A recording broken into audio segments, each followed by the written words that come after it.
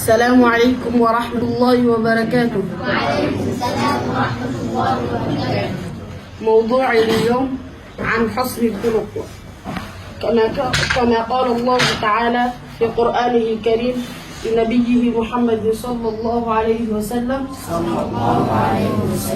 فإنك لعلى خلق عظيم. يجب أن يكون آدابنا مثل آداب الإسلام، أن نكون متحضرين. وفي سورة العمران أيضا والكاظمين الغيظ والعافين عن الناس والله يحب المحسنين.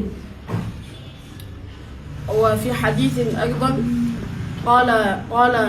قال أنس رضي الله عنه خادم رسول الله صلى الله عليه وسلم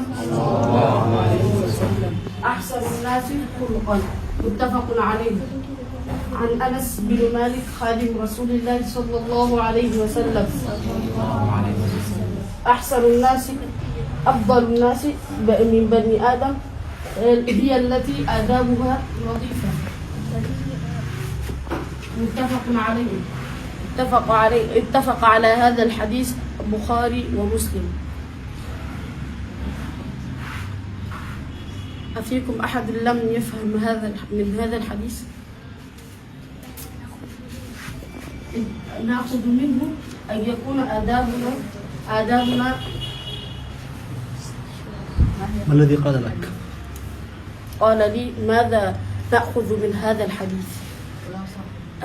خلاصة هذا الحديث يجب أن يكون خلقنا آدابنا مثل آداب نبينا محمد صلى الله عليه وسلم.